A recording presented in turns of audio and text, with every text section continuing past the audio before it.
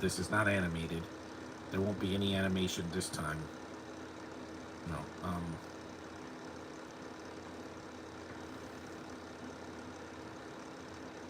No. Um, and with duration, I'll give it a minute. It'll give me some time to heal. Okay, so let's get started. This is a 1984 film, I believe. Yeah, from Universal, Streets of Fire, starring Michael Pare and Diane Lane, Rick Moranis, Amy Madigan, and a couple of others as well. And directed by Walter Hill. So this is something I wanted to do. Let's get it started. This is about 93 minutes, so it's pretty short. There, now, I changed the chat a little bit because I'm not dealing with any BS today. The music is really good in this movie. I bought this on Black Friday a couple years ago because it was on sale. There's a special edition for it, but there's no commentary, so I'm doing my own. A rock and roll fable.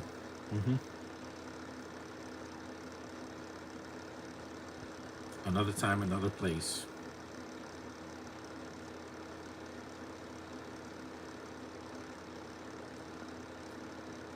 There, a little better.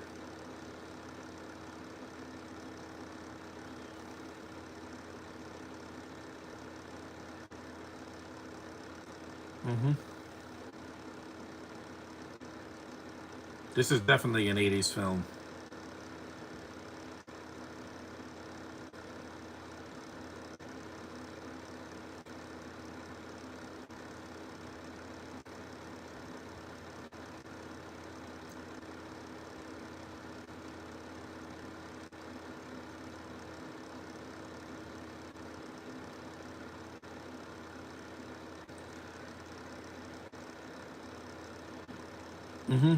There's Rick Moranis, yeah. The same the same year that he did Ghostbusters.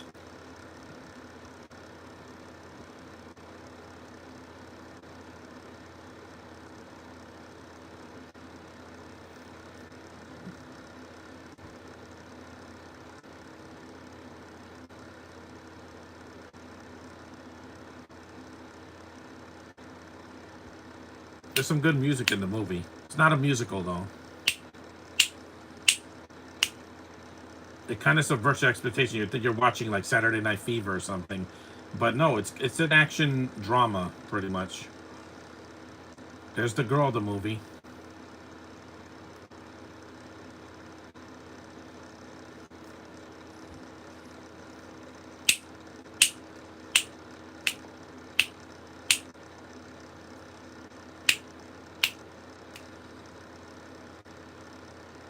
There's Diane Lane, yeah, a young Diane Lane, hot Diane Lane. She's always been hot to me. This is what she did before Unfaithful and Man of Steel and all that. That's not her voice, though. I don't think Diane Lane is a singer. Diane Lane is not known to be a singer.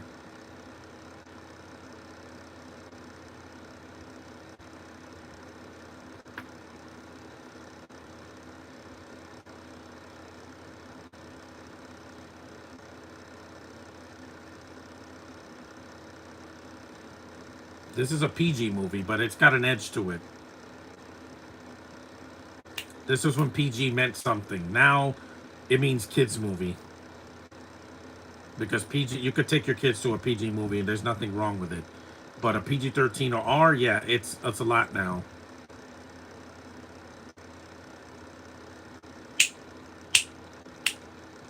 That's why no one went to take their kids to Thunderbolts, because it's PG-13.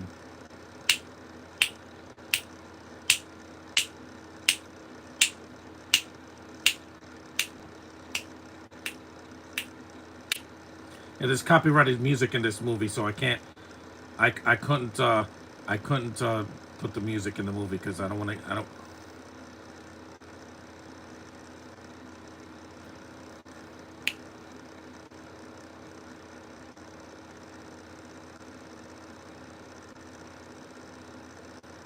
It's a good way to start the movie with some energy.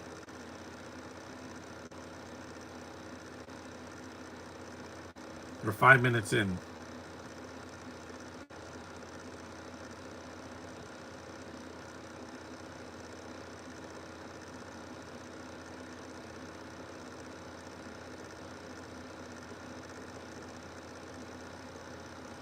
Ellen Aim and the Crackers. Yeah. See, this is real music, late boys and girls.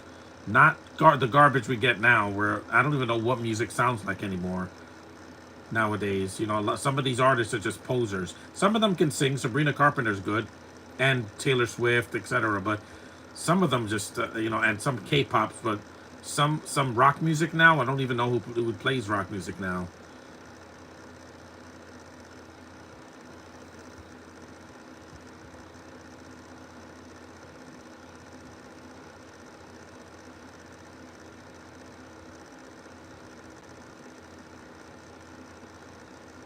I'm just glad that this movie is not long, because I'm doing some longer films later in the summer, like Batman Begins, which is a really long film. And Unbreakable, I think, is about an hour and 40 something minutes, so I'm gonna do that later this week.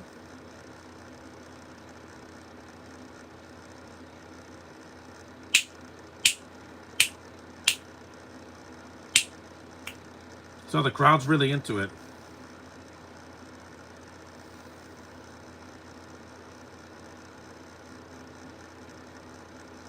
Yeah, whip that hair, girl.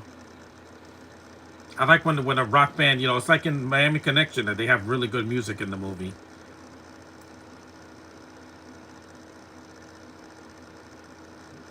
Walter Hill has a way of filming people. That's Willem Dafoe, yeah, in a very early role. This is before he was even in Spider-Man.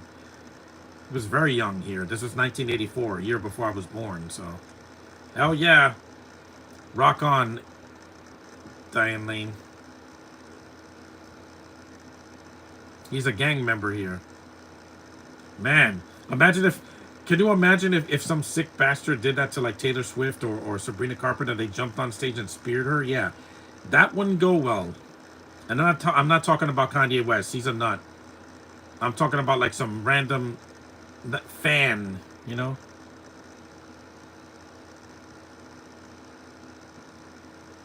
It's got gangs in it. What does that remind you of, Josh? The Warriors. I know you don't like it because of the dark allegory of racism. I get it. I get it. Okay.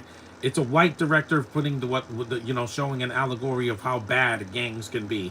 But that movie's compelling to me because as a New Yorker, I get it.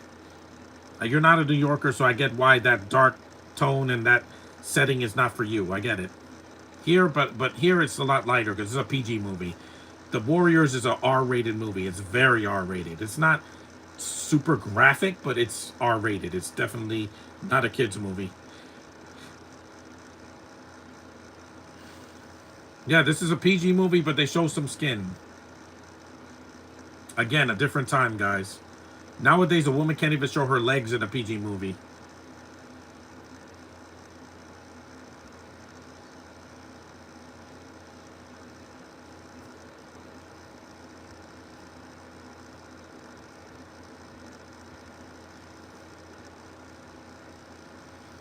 Yeah, there's still curse words in the movie, even though it's a PG movie. Do not mistake this for a kid's movie. This is like PG in the 80s, like Who Framed Roger Rabbit, or Neverending Story, or something like that. It's not really targeted for kids. Walter Hill, this is like probably his most tame movie of all of his R-rated stuff, because a lot of his films are R-rated. This one's not.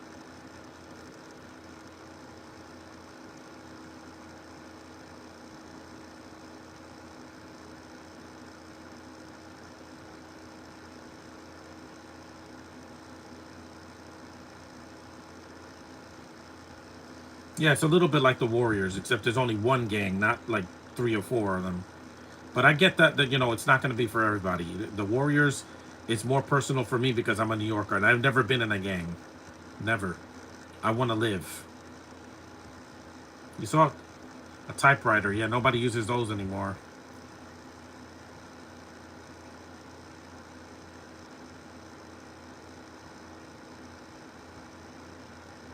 There's the train. Does this take place in New York City? Michael Perrin is a heroic soldier in the neighborhood. No, I don't think this is in New York. It might be. There's Michael Pare. I never said that I didn't like the Warriors. It's just I've only seen it once. You should see it again, Josh. It's dark. Okay, it's not a comedy, but it's really well made. Like Walter Hill's one of his best films he directed because He had a limited budget, and he used every single cent of it. He didn't have to have a $200 million budget to make New York look like New York. It was actually filmed in the '70s. It's got that grimy look. I love the look of the film. There's one scene I think that could have been cut out, mainly from the Warriors. They don't say the N word like in Blazing Saddles. I get it. They say the N word a lot, but again, what Mel Brooks did it to make a point how racist people were back in the day. Amy Madigan.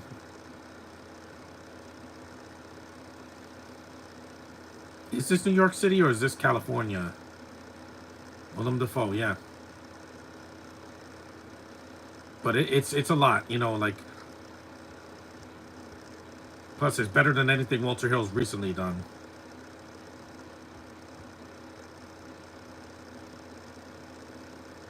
Deborah Van Vankelberg. I think she was also in the Warriors. Yeah, it's not the same cast. It's only like one or two actors from that movie. This is a different cast. This was a few years after the Warriors. Richard Lawson. Because Michael Pare, man, even Bill Paxton, yeah, rest in peace, man. I promise not to cry with this movie because he only has a small role here. He's not a major character. Yeah, Michael Pare, this guy just loved to waste him in a movie. Yeah, Uwe Boll wasted Michael Pare's career. But if I criticize the racism, it's only fair. Yeah, I get it, Josh. I get it.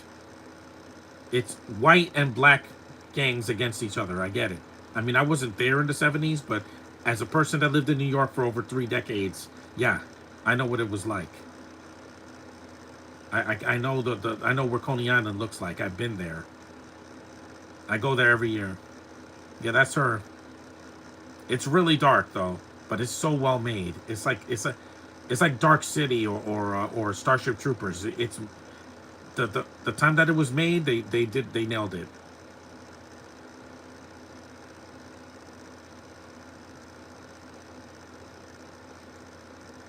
And also the bottle scene where he's clanking the bottles together. That's iconic, man. It's iconic. Yeah, see that Walter Hill does the transitions. Again, he's a filmmaker. He's not a director for hire like a lot of the directors now, where they're making 3 hour movies now. I hope Chris McQuarrie's next movie is not 3 hours after Mission Impossible. It didn't do well. Why? Gee, I wonder why. Because it's too long. We don't want a 2.5 hour movie. That's not what we asked for. We wanted a finale to this franchise, and you made it too long. Mm-hmm. See, it's not a musical. Man, choreography, Jeff Hornaday. I like these transitions. It's kind of cool. It's like a Grindhouse movie, except this is not as violent. This isn't like Grindhouse or Hobo with a Shotgun. No, it's not like that. Because with the Warriors, I had to see it in Coney Island because it's a staple of that area when it came out in the '70s. It's one of those like late night movies that they used to release back in the day.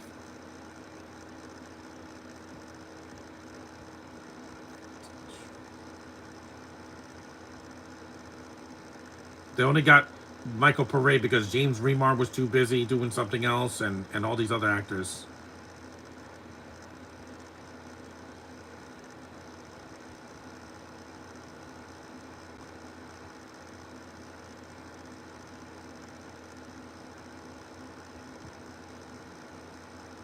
I'm not going to be doing a podcast tomorrow because I got to go somewhere.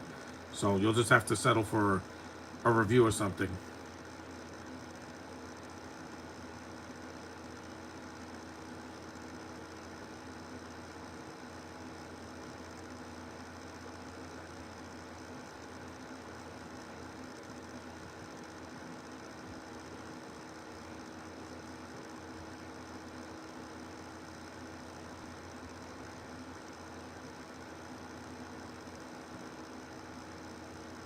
A car chasing. They're in all of these movies. Walter Hill, see, he wrote the movie with Larry Gross. Look at the Gross.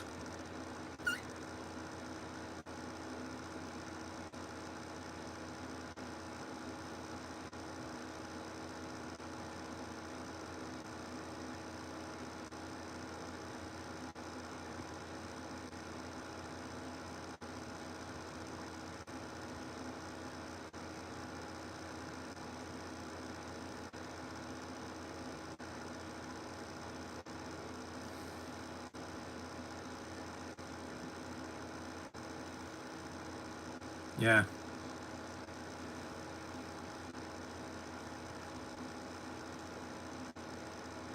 Or arrest him.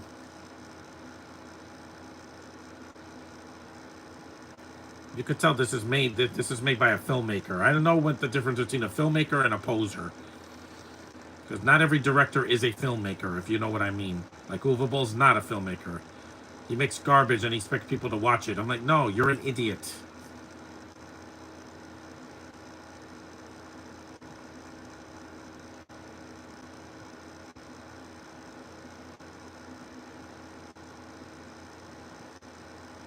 Walter Hill. Oh, I know who directed this movie. It has its style and look. I know when a film is directed by somebody because you can see their ticks in there and the transitions or the way they hold the camera. You get it. Or they have the same actors like Christopher Nolan. 90% of his movies are just the same actors that they put in everything. Because Cillian Murphy's in almost all of his films. No, Uwe Boll did one good film, Rampage. No, not the monster movie from 2018. It's a 2009 Canadian film. That one was actually decent because it's not badly edited, it's not horribly written, and it's got a premise that, while dark, it works. It's competently made compared to a lot of his other films. To me,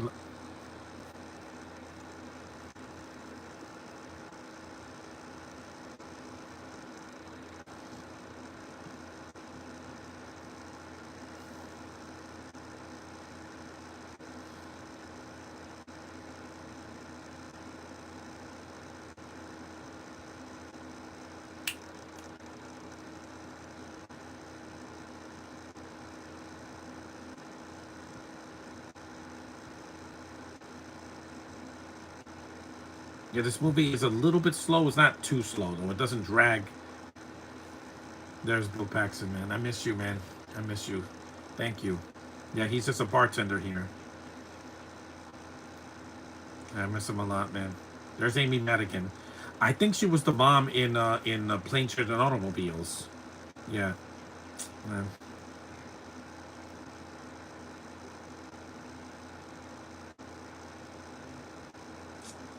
Yeah, I miss Bill Paxton a lot, man. He's irreplaceable. When you did that Twister sequel, which I know Josh hasn't seen, it's not worth it because I'm like, without Bill Paxton and Helen Hunt, what was the point of doing a sequel?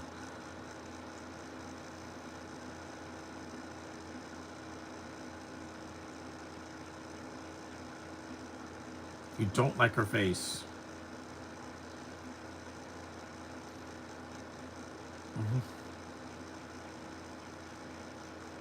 Because Bill Paxton in '84 was also doing The Terminator, and then 2 years later, Aliens.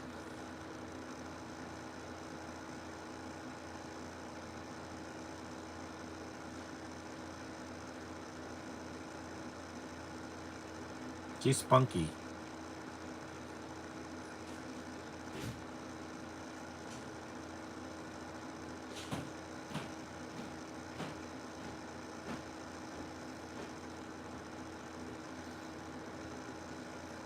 I don't know why he's dressed up like Constantine, but again, he's a better character, I think, in my opinion. He's not doing boogly boogly boogly boogly. He's not doing any of that. This movie's underrated, yeah. I would say give it a watch if you've never seen it. I think it's on Tubi now. It's a good film.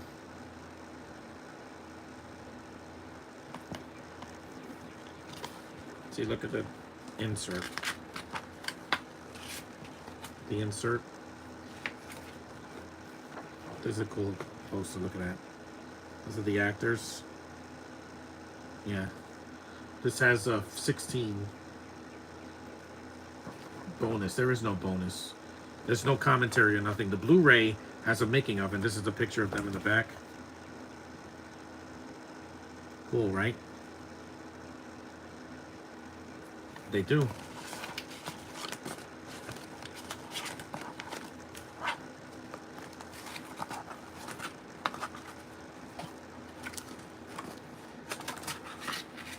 It's a very underrated Walter Hill movie because the Warriors. Everybody knows that Walter Hill directed that because it has this look.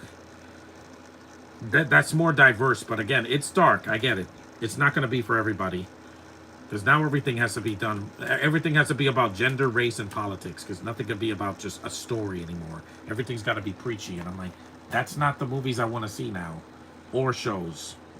Don't preach a message. Just give the movie or show. Let the story speak for itself. That's what we want.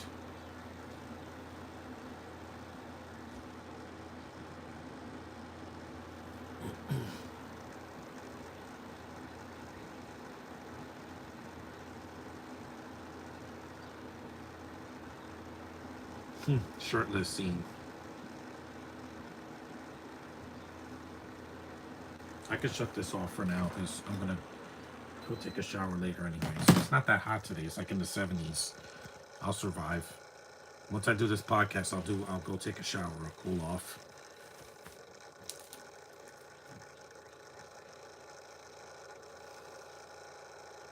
Beautiful picture.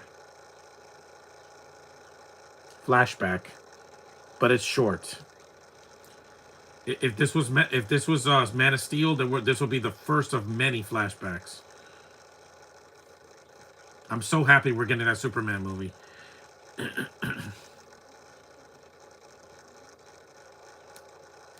Even with stories speaks for themselves, especially with a girl, a black lead, they usually get backlash. They're gonna get backlash anyway. Ironheart's coming out in 2 weeks. I don't care what anybody thinks. I'm seeing it in July though, because I don't care what anybody thinks. That is the girl from The Warrior. She's got a major role here though. She has those big lips. She looks like a white Rosario Dawson. Yeah, the Rosario Dawson wasn't an actress yet in '84, so because she was really young back then. She was like a kid in the '80s, right? Yeah. But she's in her 40s now, so in by the time The Warriors came out, she was like a baby. So when this came out, she was like a little kid.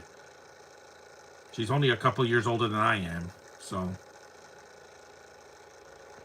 Hello, John. Since I showed up, all I got to ask is, are there any YouTube bots that showed up earlier? No. This podcast, I made sure that these idiots are banned for life. If I see one, I'm going to block them immediately if they're not a subscriber. They don't get it. These bots, YouTube has to check their algorithms and refuse to give access to any of these robots, fake people, saying that they're my subscribers and they say stupid things. I'm not taking that anymore.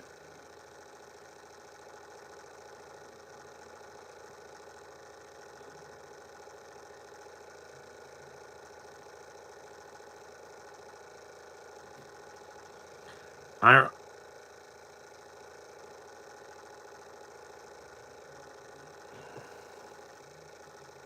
because this not everything is about race. She's not replacing Iron Man. She's just gonna have her own story. She's not even gonna be in Avengers Doomsday, so I'm fine with it. Don't need it. After Thunderbolts flopped, yeah, there's no hope for that sequel unless it's worth the year and a half wait. It was supposed to come out next May and it's coming out next December. That's way too long. That's a way over long delay. Marvel should have taken a break after Deadpool and Wolverine. You're not going to do better than that. Fantastic Four is not even going to touch that because that movie was, Deadpool and Wolverine still trends to this day. People going to Comic-Con, dress up as Deadpool and Wolverine and doing the same joke, doing it till he's 90. Again, because that got over. Two Brits playing the Storm brother and sister, that's not going to come. That's not going to fall through. And they're saying, yes, Josh, spoiler, Sue Storm is the girl boss of the Fantastic Four. It's called the Fantastic Four, not the Fantastic Woman, you dolts. It's not called the Fantastic Woman. It's called the Fantastic Four. So screw that movie. I'm not seeing it in the theater. Spider-Man 4 is going to be better because, again, we already know we have a precedent. We already know what's going to happen after this. They're going to introduce Sadie Sink's character. Miles' mother's going to be there saying, I have a son, and we know who that is. You can't tease us anymore, guys. Miles is coming. You see that? Yeah, he's coming in live action. Whether you're ready for it or not. We don't need 20 years. He's popular now. Let's get him into the MCU as soon as we can. Within a year's time. He looks like Seymour from Little Shop of Horrors in this, because this is like a year before he did that movie. He's just not knocking over things. I love Rick Moranis, man. Honey, I Shrunk the Kids is one of my favorite kids films from the 80s.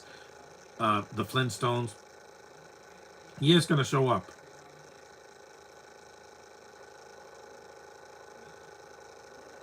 Amy Rose is not getting a backlash, Josh. She hasn't even said a word yet.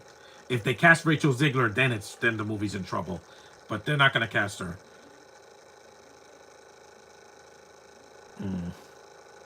She has frizzy blonde hair.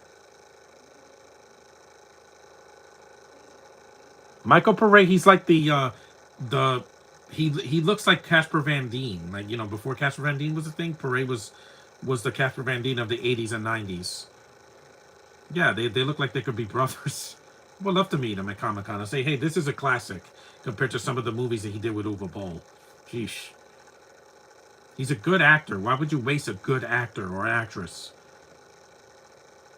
Some directors and casting people just they have no shame. Now they cast models and singers that are not actors to be in movies.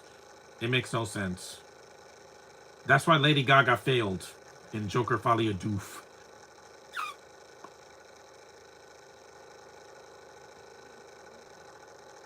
I said that Amy needs a cute voice. I do not want Scarlett Johansson or Lady Gaga. I want somebody younger than Ben Schwartz that has a cutesy, girly voice. That's all we need. We don't need some deep Oscar bait actress.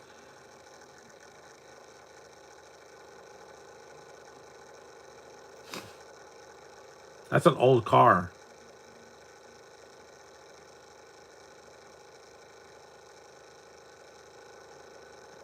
This is a lot better watching it a second time because I haven't watched this movie in years. Yeah, I love those transitions. It's like the screen turns like grainy. It feels like a Grindhouse movie.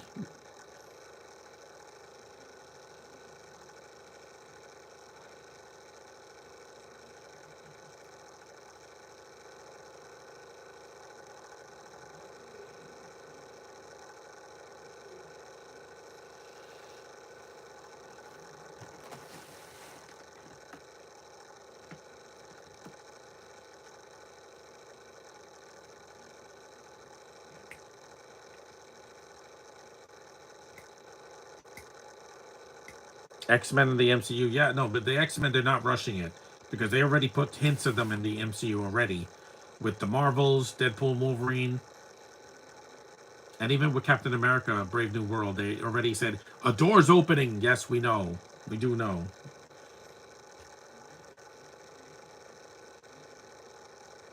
And unlike the Thunderbolts, people heard of the X-Men. Look at what the X-Men '97 did last year. It was one of the best cartoons of 2024. Yeah, so suck on that, Sony. Yeah, that cartoon was what was highly regarded as one of the best cartoons of last year, and it deserved it. Love Invincible, but I'm like, it's very graphic, guys. They go overboard with the violence in that, especially the blood. Jeez, every time someone takes a hit, it's like half of their plasma just squirts all over the floor or squirts all over the screen. I'm like, yeah, we get it. It's a violent comic. Jeez, even Watchmen's telling you, yeah, you got to ease it up a little bit, guys. It's not all about the blood. It's about the character development as well. That. And by the way, I love seeing Adam Eve at the convention last week. I met two. Well, I saw two girls dressed up as Adam Eve. I'm like, I got so excited. A voice like Naya, yeah, would fit for Lenny, yeah.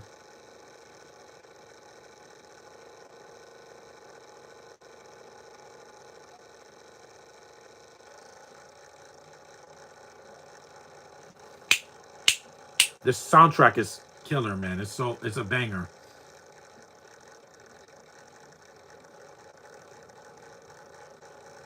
And no, Disney, you can't remake this movie. Also, you can't like censor this movie like you did with Adventures in Babysitting. I don't know why she has a non-binary haircut, but hey, we all got to express ourselves, right?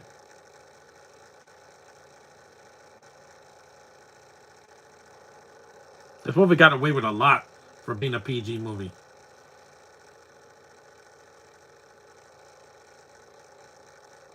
There's Willem Dafoe, man. One bad stud. Defoe just has this face that, man, is so cinematic. He could be really creepy, but he could also be a decent hero as well, or anti-hero, because he likes playing a lot of villains. He was typecast as a villain. Once he was the Green Goblin, everybody wanted him to play a villain because he has that face. But why has he never been the Joker is beyond me. This man would be perfect as the Joker. Instead of Jared Leto going, I'm going to hurt you with these stupid grills, honking like a goose. The soundtrack, yeah, the soundtrack is great here and in Adventures in Babysitting. I get the censorship. No, you don't have to censor a movie from the 80s. It was done already. Censoring it is just not going to make it any better.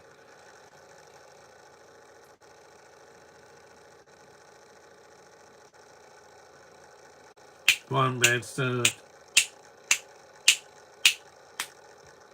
That's why this girl's not stripping, because it's a PG movie, not an R. One. This really is a good soundtrack. Yeah, I'm going to rate this a 3.5-star movie on IMDb. I mean, on Letterboxd, because it's definitely better the second time around. And I saw so many action movies in this decade that look like cartoons, or they have horrible editing. Remember Vanquish? That movie is horrible. This is actually competently made. Walter Hill doesn't use CGI most of the time. In his early stuff, no CG whatsoever.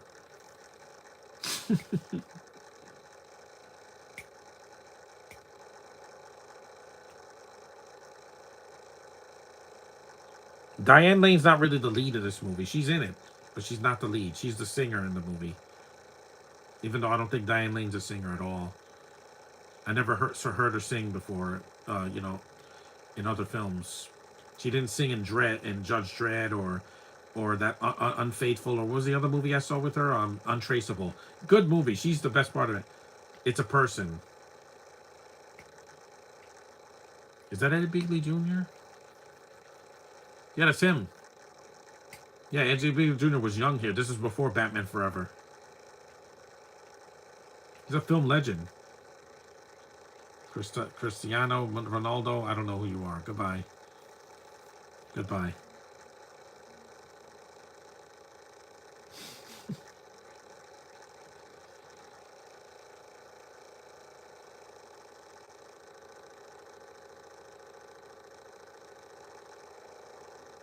I miss movies like this, guys. I know we can't live in the 80s anymore. It was an awesome decade that I lived through half of it, and it had some of the best movies I've ever seen, period. But, movies were made back then. They weren't manufactured. Like nowadays, everything is manufactured. There were some bad films in the 80s. Like I said, Superman 4 was horrible. But again, bad studio interference that made that movie look like a cartoon. Like a cheap, Saturday morning cartoon compared to the first three.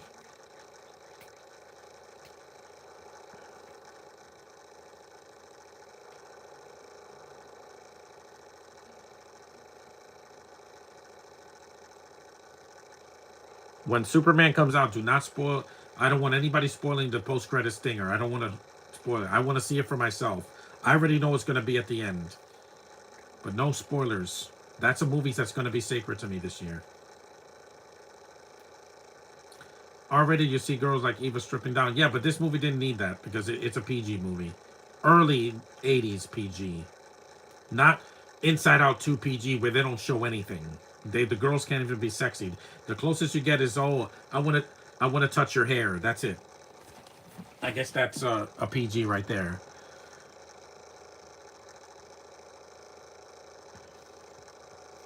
My package is coming today. My costume that I'm going to wear for the Superman movie.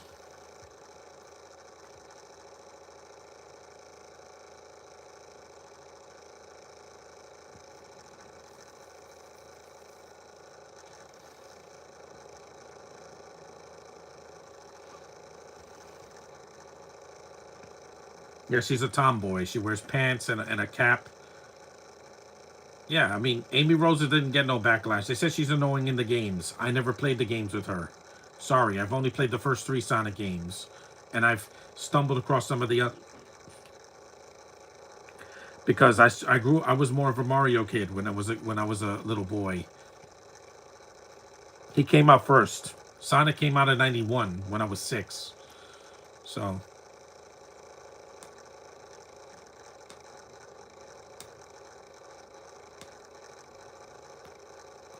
I want to do Back to the Future, but I'll wait till the summer.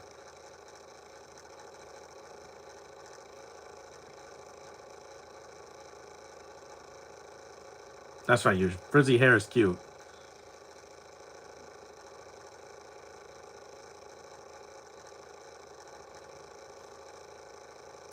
With kids PG, it's for kids. So I understand when Inside Out and little kids are watching. Yeah, Elio is also going to be PG, but it better not have gay stuff in it.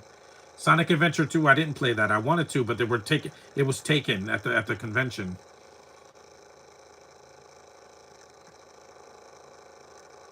Um, See, they're trying to show, but it's a see-through. It's a see-through thing. It's a see-through thing, but they cut away because they can't show too much in a PG movie. Don't show your kids this unless they're 18. Because I don't know why some parents were taking their kids, children, young children under 18 to see the Warriors. Yeah, show discretion and don't show your kids things they're not supposed to. Unless you want your kids to grow up screwed up. Oh, that's too loud. That's too loud. Yeah, God, that was loud. Because the DVD's loud. It's an official DVD. It's not a bootleg. Yeah, that really that was loud.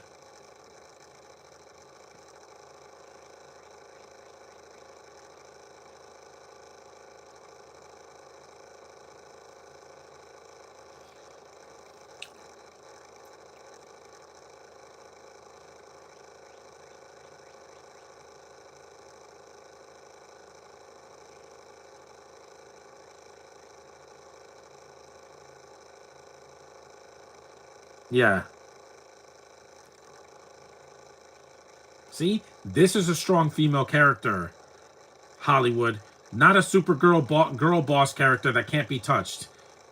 Showing vulnerability is not a bad thing. No, you don't get no. I didn't get scared with R-rated stuff. It's just I wasn't allowed to watch R-rated movies as a kid, Josh, because it was inappropriate for me. It says restricted, meaning kids under 17 should not be watching it. And from 1985 to 1997, 1999, I was underage. I couldn't watch an R-rated movie. In the 2000s, I got a little older. I was able to accept reality and fiction. I got it. I could tell the difference. But I couldn't watch a movie like no, not Tomb Raider 2. I couldn't watch a movie like The Warriors at 8 years old. It would have screwed me up. I would have been terrified to leave my home because I live in New York City. So, and Coney Island's not too far from where I live. It's only a couple of miles from here. That would have screwed me up because they have violent gang violence all over the movie. Yeah, or Do the Right Thing or something like that. No, this movie's not as racist as the other films that Walter Hill's done. Didn't Walter Hill do 48 Hours? Yeah, that. Wow, that was an awesome stunt.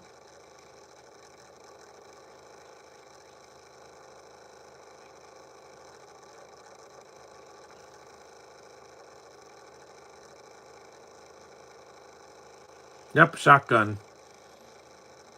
That's a real motorcycle. It's not a CGI. Yeah, Michael Pere's a sharpshooter, man. Walter Hill knows how to blow stuff up and not make a movie 3 hours, Michael Bay.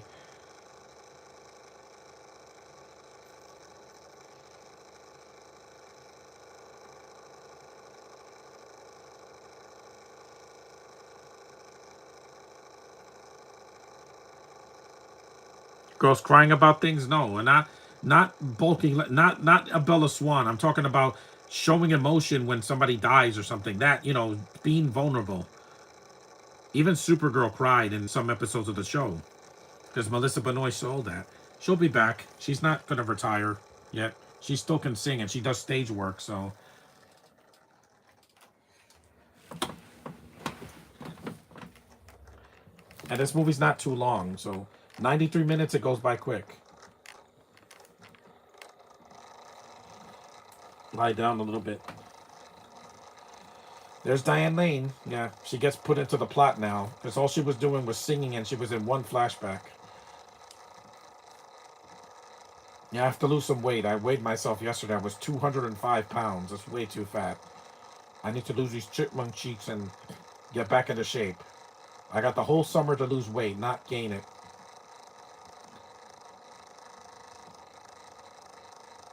And I'm only 205 because I walked a lot on Saturday.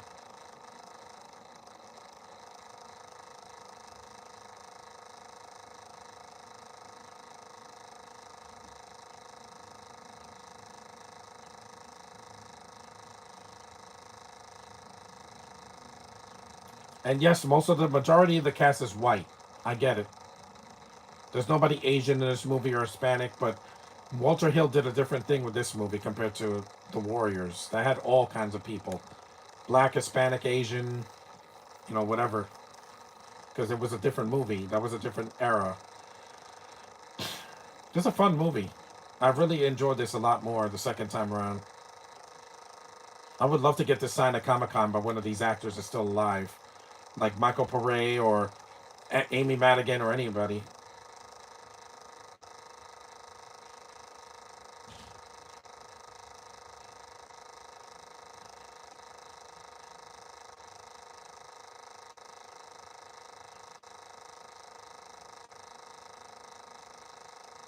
That was a nice stunt.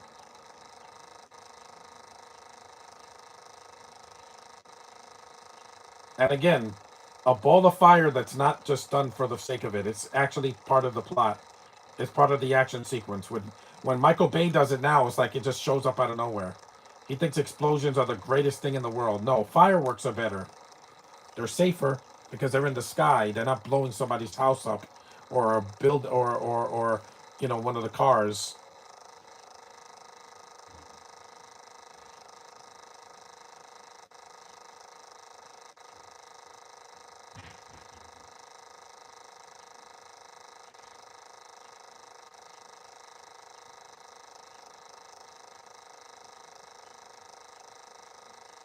Yeah, the foe was like the Bill Sarsgaard of the 1980s and the 90s. He has those great big crazy eyes.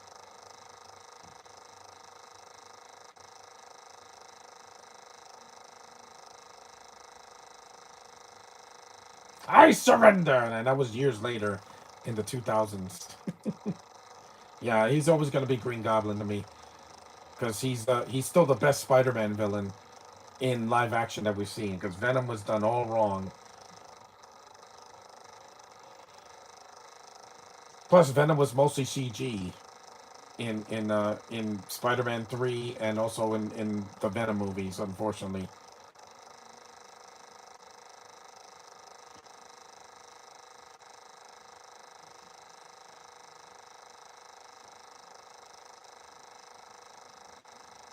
Amy Madigan has beautiful eyes.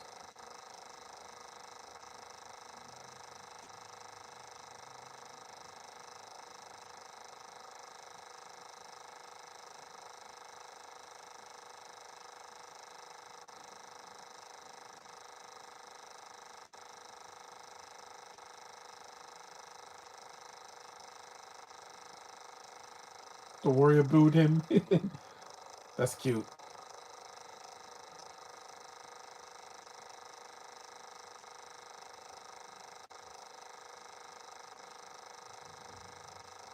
There's a lot of they use a lot of motorcycles. I noticed in films in the '80s. Because in Terminator, they also use a motorcycle in that. It is faster than certain cars. Hmm.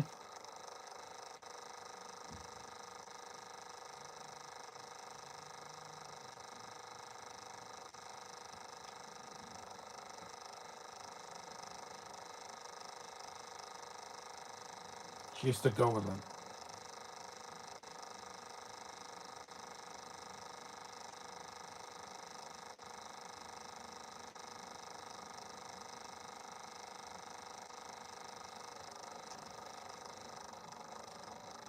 I'm just glad at Comic Con it took a lot of selfies.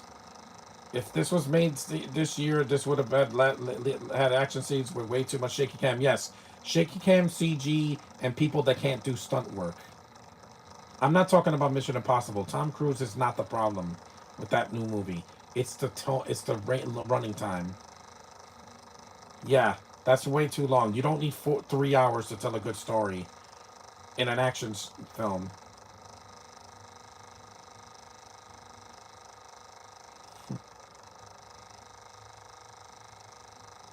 This is delightful, man. This movie's fun. And we're only about 46 minutes in, which is about half the running time. And a lot has happened. You had explosions, you got a car chase, you got a bunch of musical numbers that actually fit the plot. They're not just there to fill time. Like there's way too much singing in it. Way too much. We get it. It's a bunch of anthropomorphic talking animals that can sing. Mostly. Some of them can't. Like the koala doesn't sing because Matthew McConaughey is not a singer.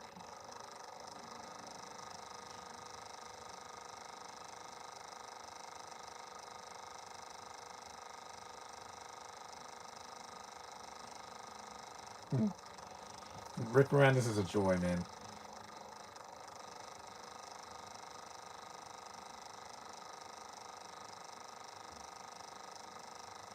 Plus, I like that Michael Pare has a manly voice and he doesn't have to do a Batman voice.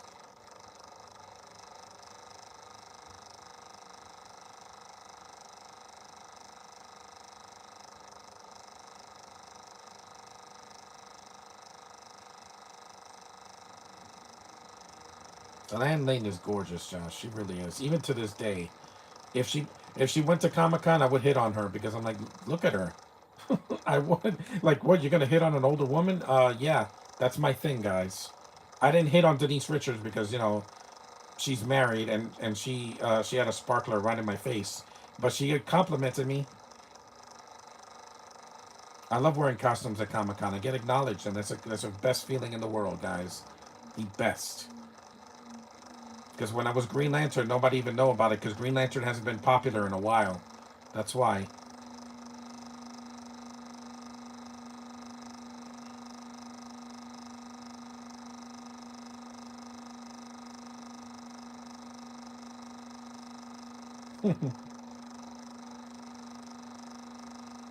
Montage.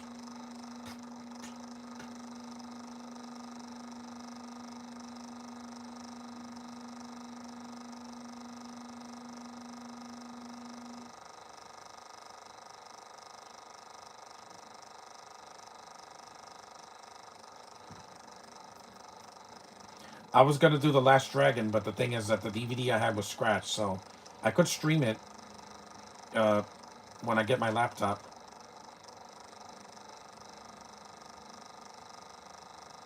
That movie does have filler in it, though. That's the problem.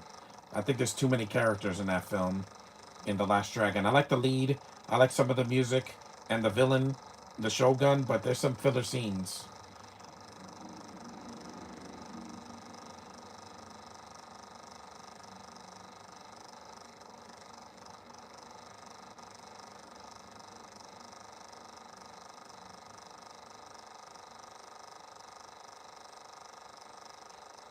This is a time when they could smoke in a PG movie. Now they only smoke or vape in like an R-rated movie, but I don't do that. I want to keep my lungs clean. If vaping wasn't damaging to my lungs, I would do it, but I don't. I'd rather breathe air. My lungs crave air. Hey, look, Luigi.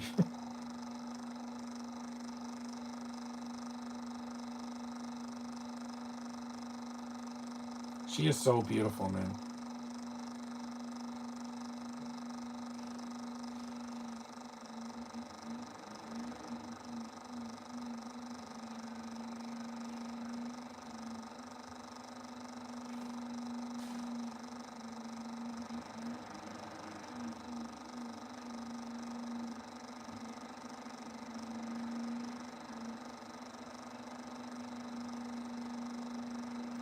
You called a woman a moron? Yeah. Do that now and see what happens to you. You'll probably get punched right in the teeth. I don't call a woman a moron.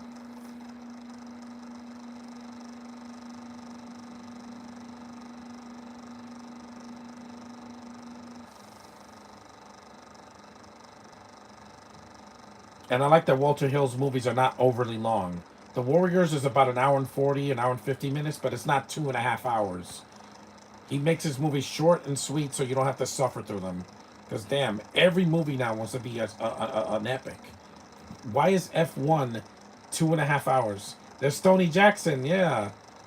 He was the gangster prankster in the Black Scorpion sequel and the TV show.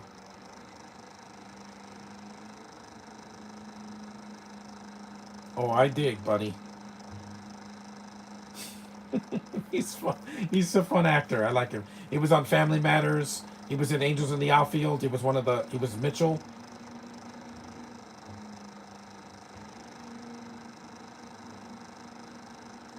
It's almost 12 o'clock.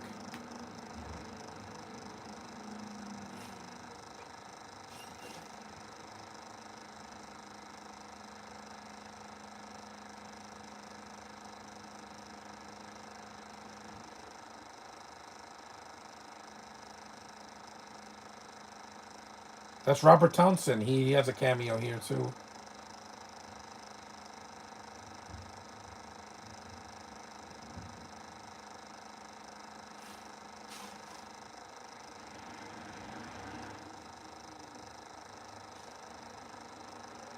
Yeah, that's Robert Townsend. This is what he did before Meteor Man, Parenthood, Up, Up and Away.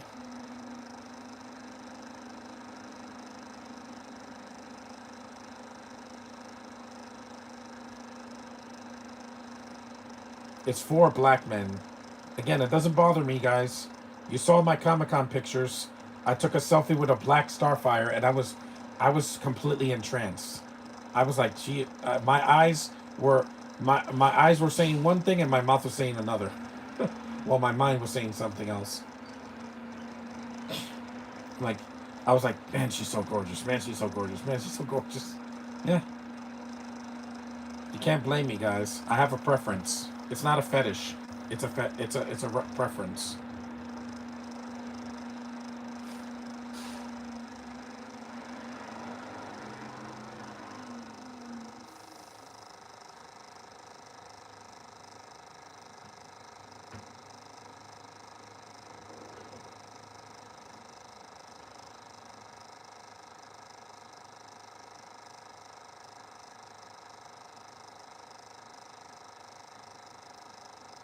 Yeah, they don't shake the camera here.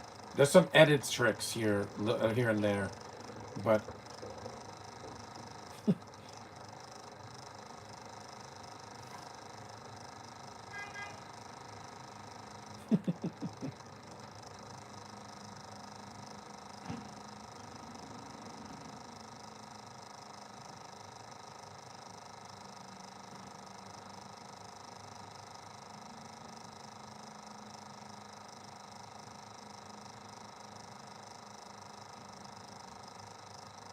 she has amazing hair.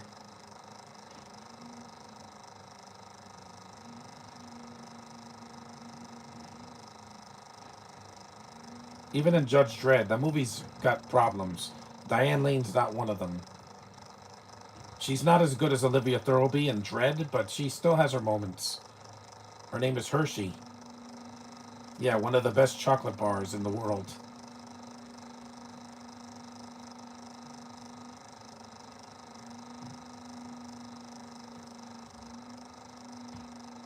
Mm-hmm. Yeah, don't mess with Michael Pare.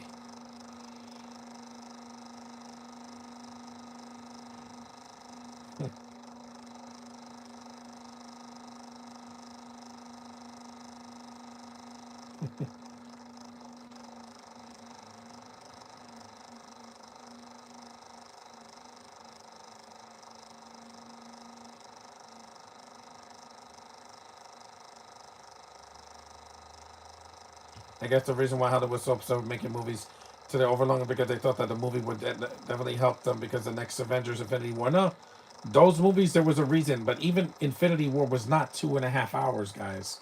It was 2:17. That's long, yeah, but they cut a lot of stuff out. Acapella, uh, they're, they're like a string quartet,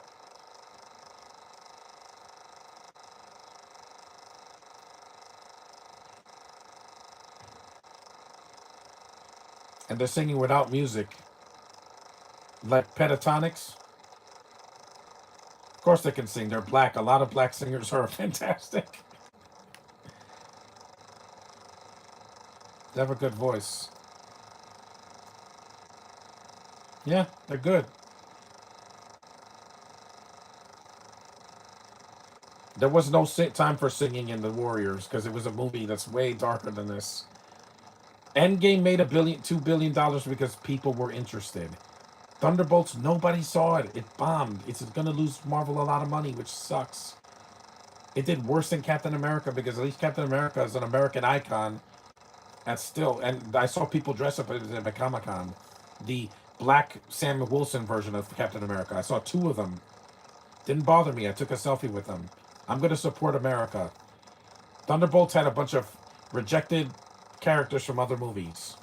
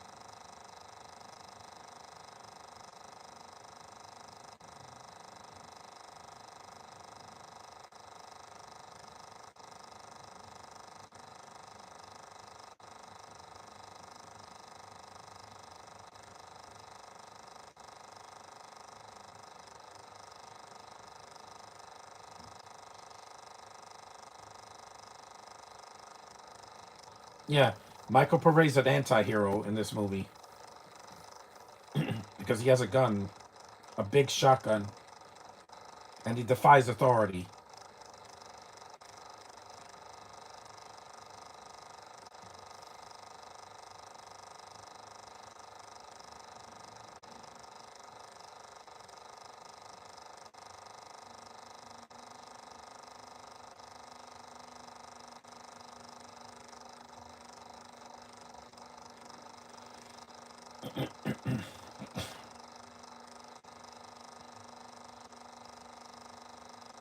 Yeah, blow it all up.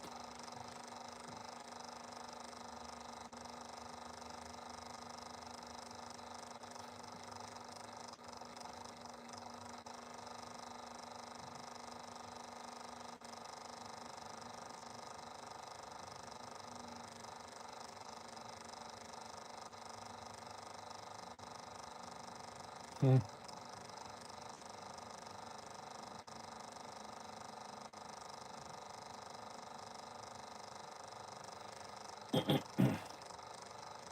Plus, everything nowadays has to be like, where do Netflix and Disney get hundreds of millions of dollars to spend on one film? I could understand if it was a big budget superhero movie, but where does the money go for movies like Snow White or Back in Action, which I liked, didn't hate it, but where did the $200 million go? Why that much for a Netflix movie? I've seen movies on Netflix that cost a third of that look great, that don't look like a CGI cartoon. Look at Ultraman Rising. That wasn't a $200 million budget movie. That was animated and it was well made. Oh well, back to Streets of Fire. And yes, there's plenty of fire in this movie. A lot of explosions, so you don't get cheated. That's right. Run, guys. The states rule when they film. States. I could film outside my house for $50 and I could make more money, and I could get better shots than these $200 million budget movie.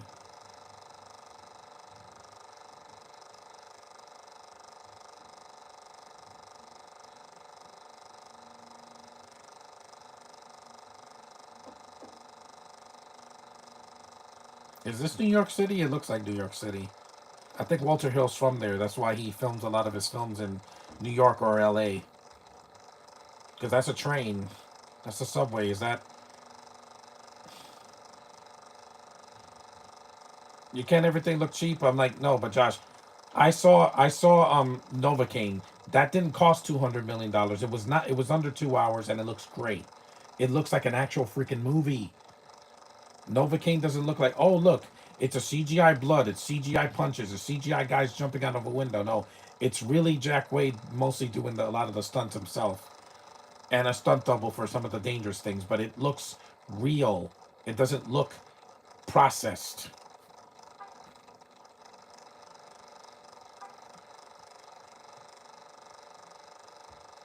That was nice. She's adorable, man. There's just some actresses I fall in love with. I don't know why. I guess because I'm heterosexual and that's they feed my needs. Yeah, there's that transition again.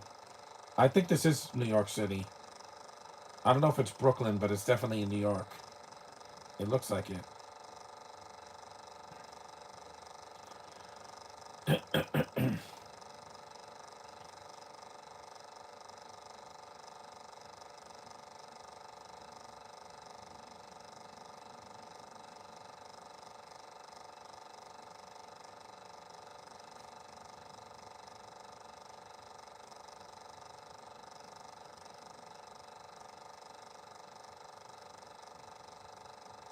You can't close off your attraction. You got to let that flow.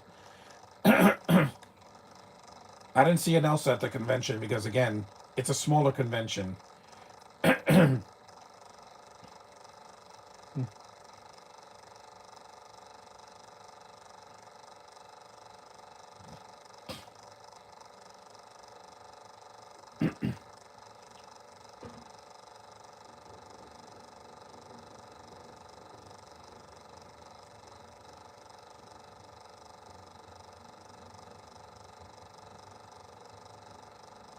Plus, this movie was not filmed in England because they don't have subways there. They have metro, but it's not the same as the subway. Subways are a lot dirtier.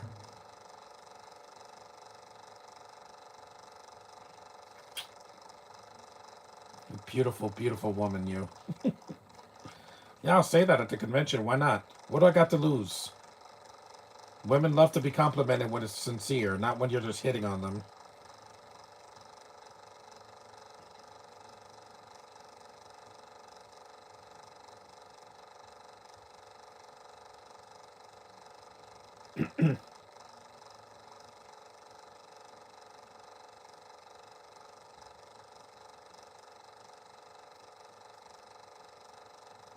I think the last 80s film I did was Rocky 4, right?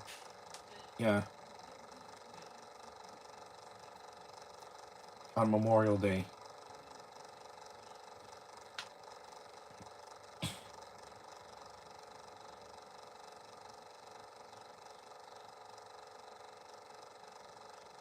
I know that can be complicated.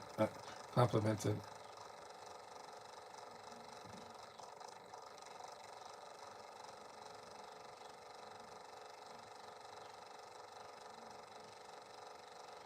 That really is a cool transition. It's like a VHS tape.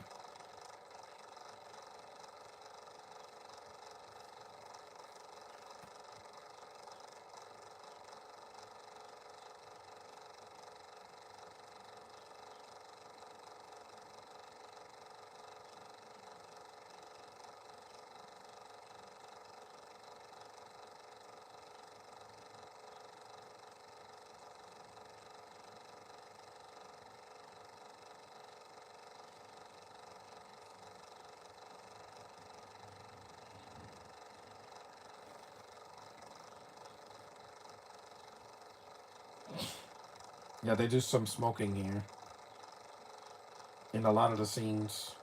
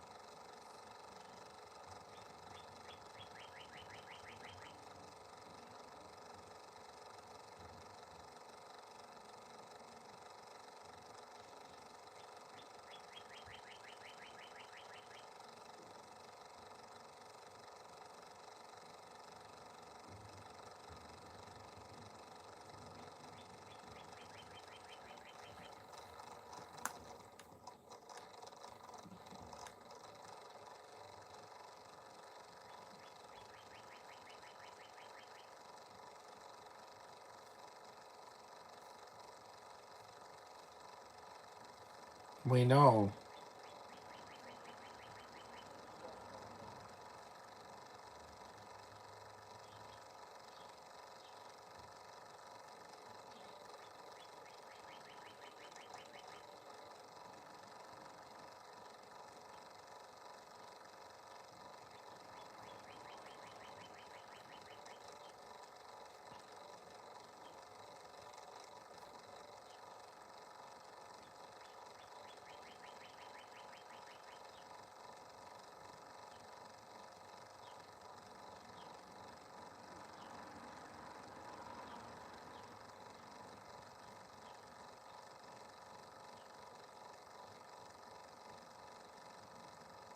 Personal honor, huh?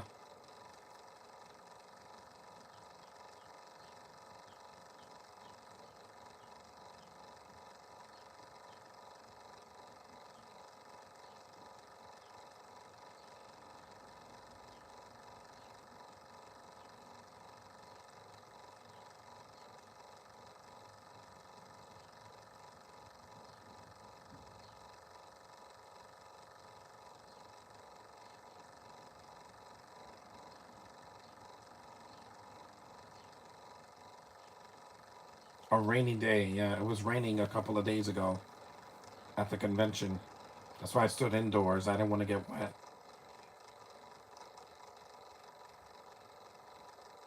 That's why the game room was so crowded, because people wanted to stay dry, not be outside in the rain.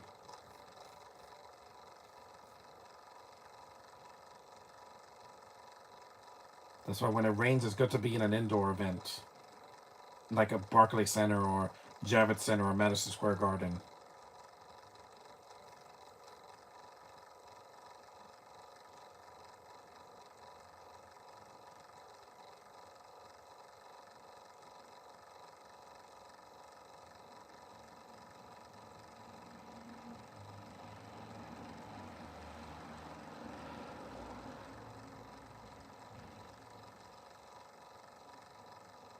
We're 68 minutes in.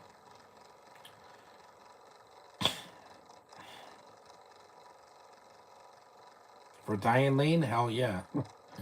Back then, I would take that woman to the halfway across the world.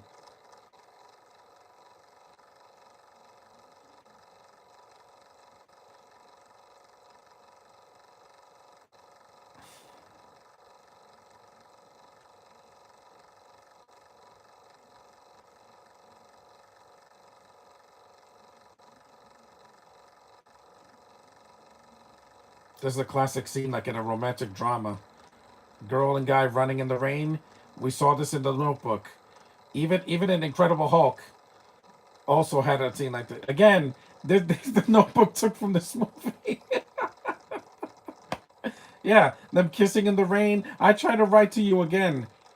Nicholas Sparks saw this movie and said, I could use that and make the most romantic scene of all time in one of my movies. And yeah, I don't know what's so romantic about kissing someone in the rain. I don't want to get wet. This and Spider Man, I don't get why. I just don't understand. What's so alluring about rain?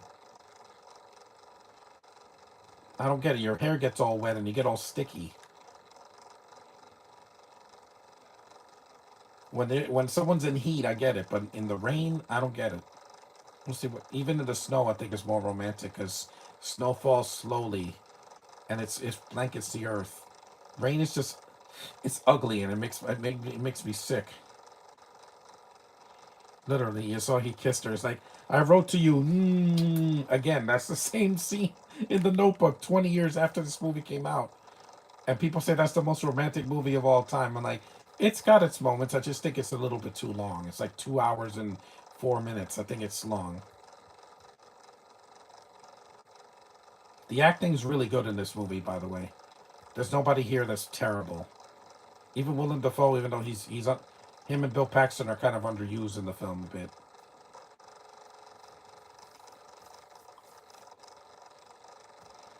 I noticed that scene is just like the scene in the Notebook.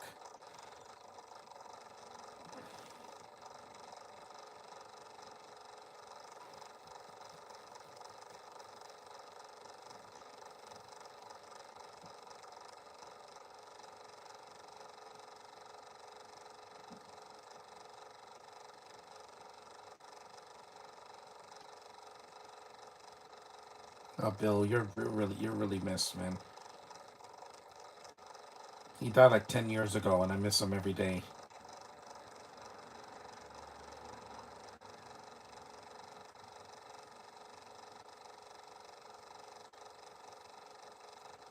That's why I refuse to see Twisters because I'm like, if Bill Paxton was not there, I didn't want it. I didn't want nothing to do with it. I like Glenn Powell. I think he's a good actor, and David Cornsweet's going to be an awesome Superman, and even Anthony Ramos. I like them in Transformers and the bad guys and such, and Hamilton. But the lead girl in that movie sucks. Daisy Jones is just another hobo waiting to happen, and I'm like, if you can't hold an accent, don't do an American-made movie. Just get out.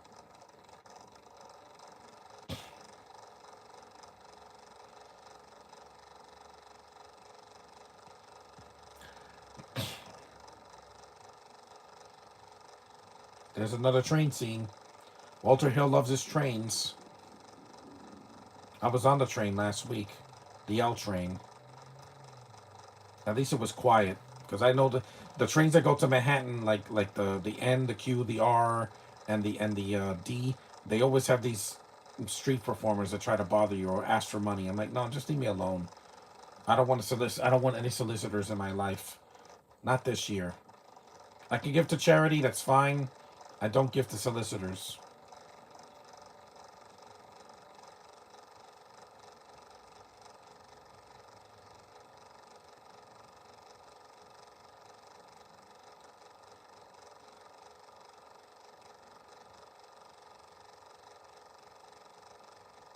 No, they would not do this in a movie today. A man sucker punching a woman, yeah. That rarely happens. It happened in Novocaine because it's R rated. This is a PG movie. You're not going to see in Lilo and Stitch the remake Lilo punching a girl in the face. No, because it's for kids. They like to play it safe.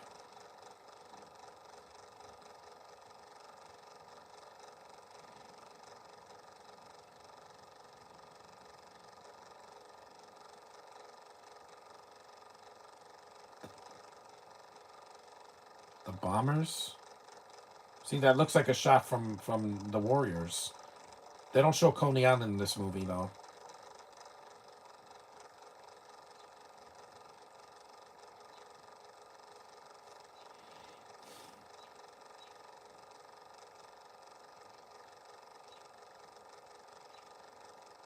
Bill Paxton's more of a extended cameo in this movie.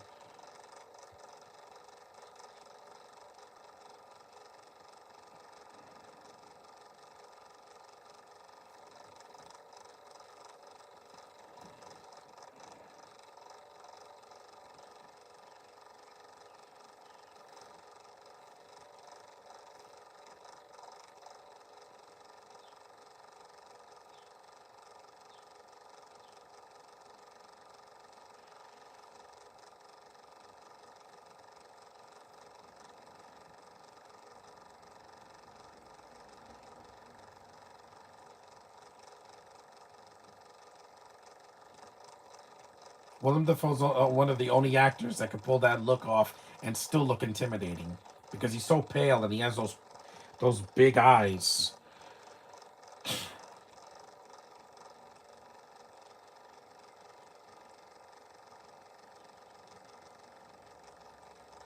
Yeah, he looks like he's gonna bite somebody's head off. Whoa, he has reinforcements. It's a lot of bikers. Hell's Angels came to play today, huh? Yeah, I know.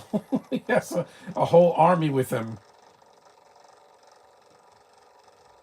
It's like the bikers from those beach movies from the 60s. Except they're not here to crack jokes. They're loaded with weapons. Because Walter Hill likes gangs in this and in The Warriors.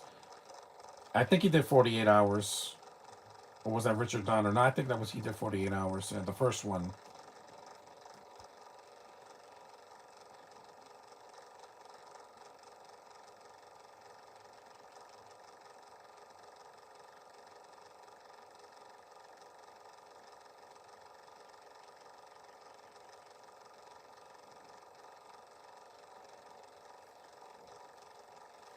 Poor Rick Moranis. He had to get sucker punched too.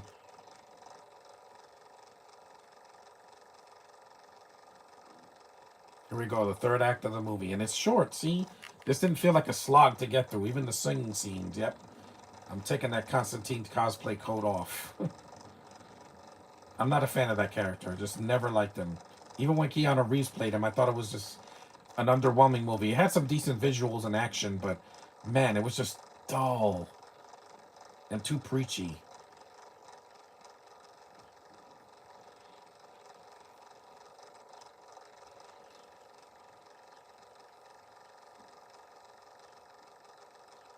Hmm.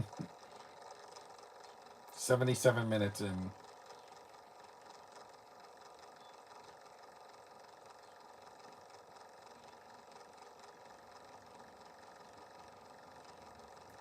Yep, this is the Warriors come to play scene.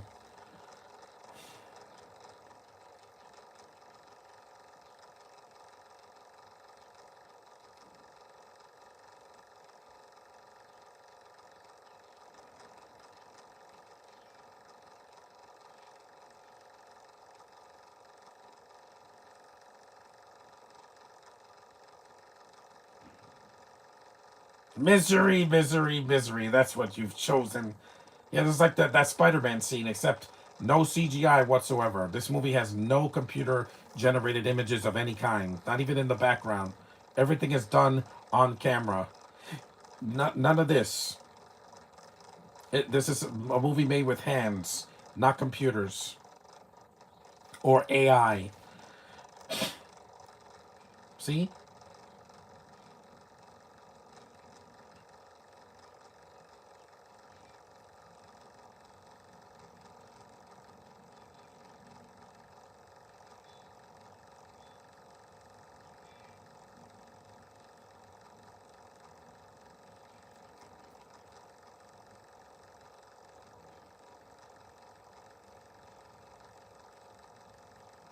Hassan Chop. No, it's not a sword. It's a bunch of like, I think hammers.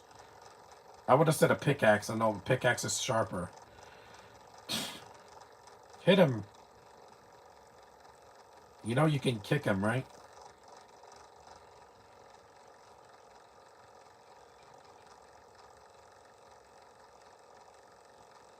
If this was R-rated, he would have chopped his head off. But no, this is not an R-rated movie. It's a PG. It's a PG.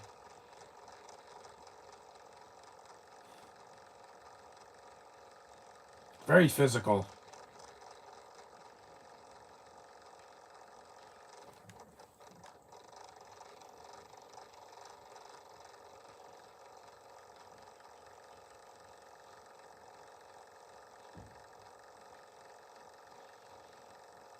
Practical blood and no shaky cam and none of that.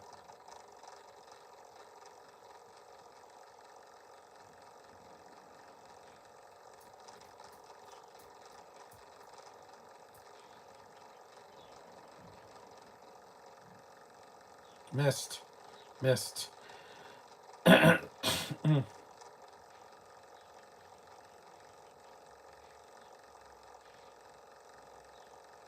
That's right. Punch him right in the face, Michael Pare. And the cops are just letting it slide because, again, it's a fictional movie. It's not a documentary.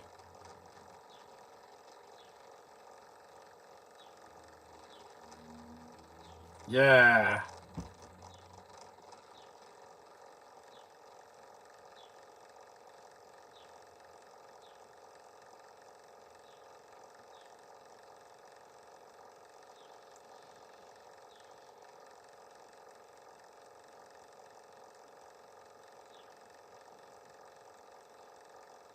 See, they leave. Their leader took the fall, so they have to retreat. Live to fight another day. The foe gets beat up in this movie, yeah. I mean, for a PG movie that, came out in the 80s. Okay, not a lighter note.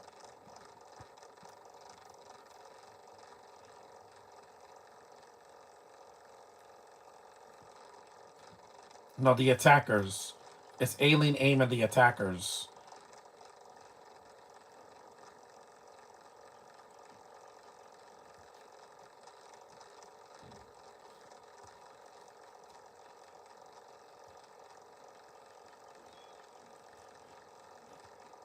Sing, fellas.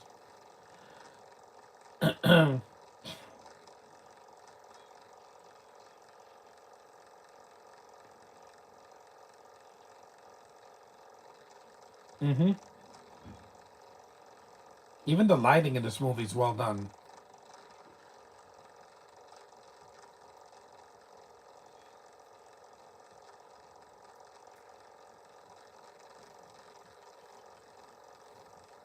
No bots today. Yay. That'll teach him.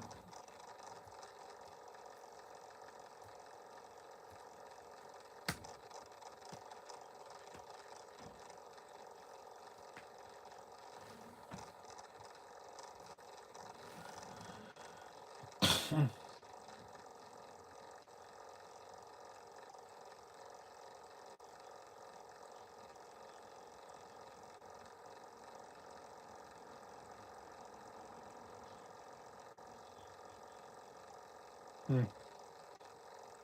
The performances are really good here.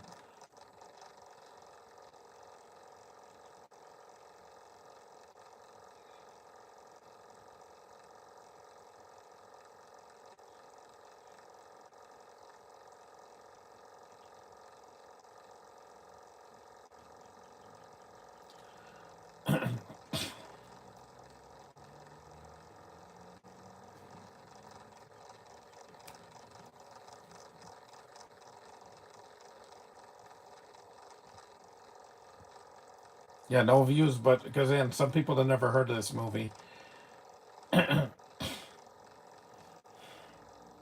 This guy got swagger.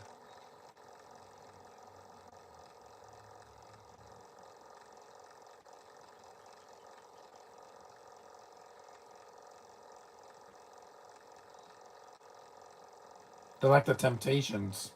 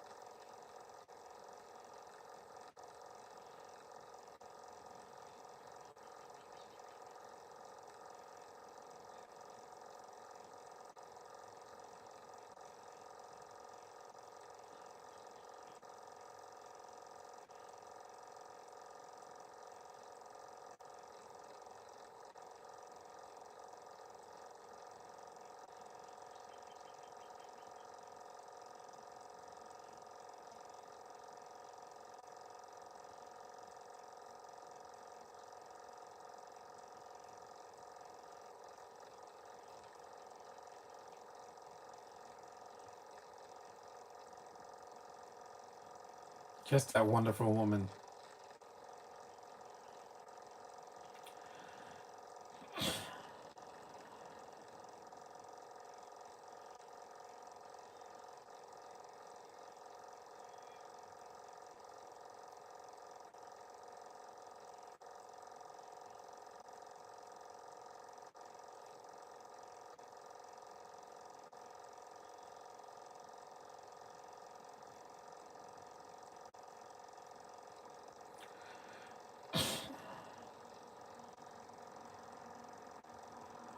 85 minutes.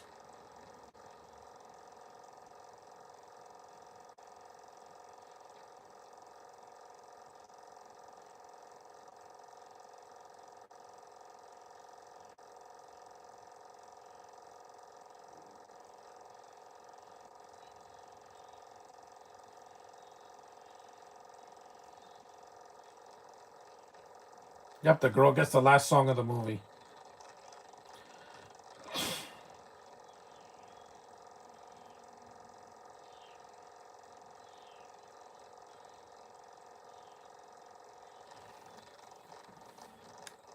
I do like this film. I think it's a well made film.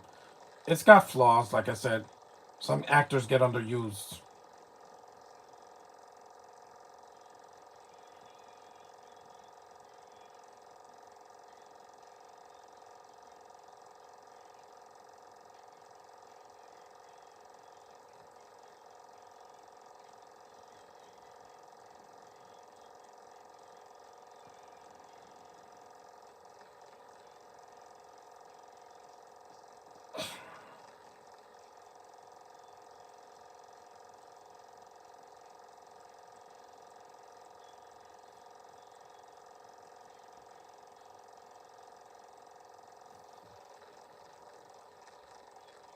Song is really good.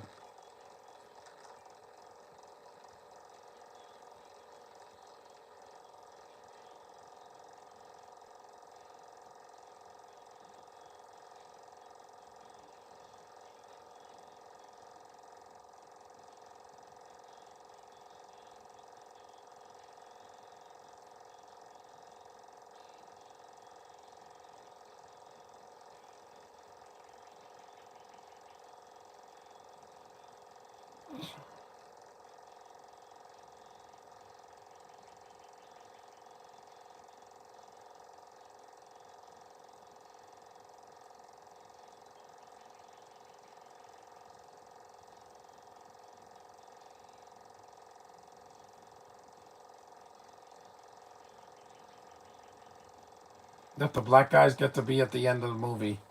It's only fair.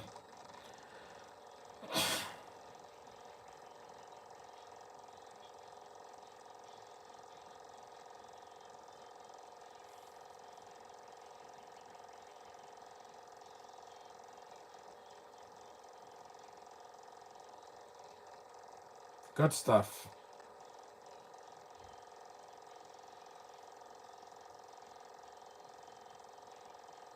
It's a good movie.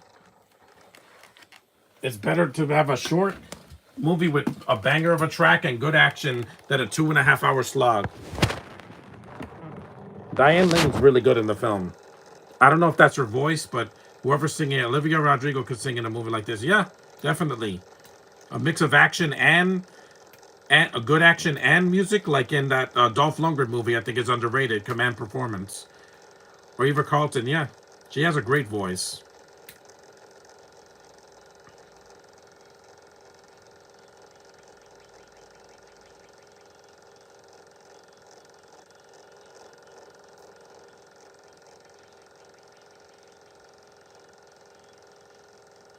Yeah.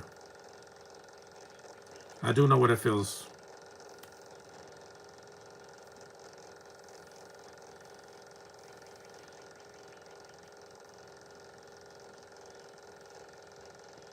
She gives the fans their money's worth.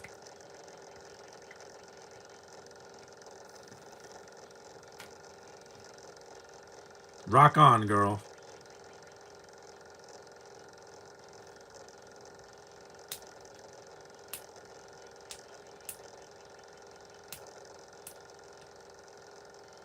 It's a good shot.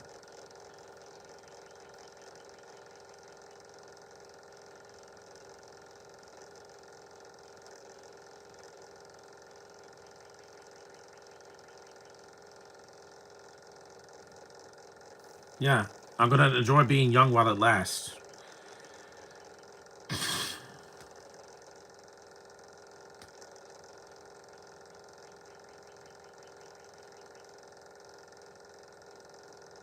They have good chemistry.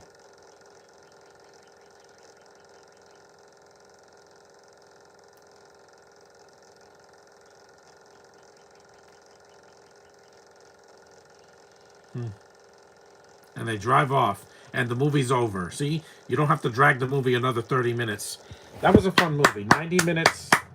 Mwah. Good job, Walter Hill. Rest in peace, Bill Paxton. Thanks.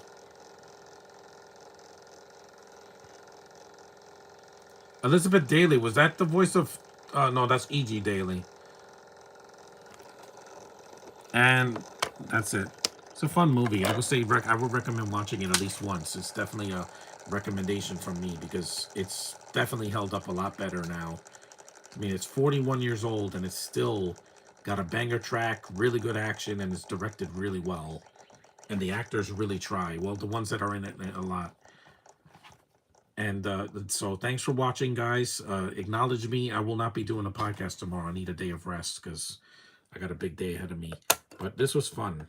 Glad I finally got to do this movie after so many years of not watching it. See you in the next one.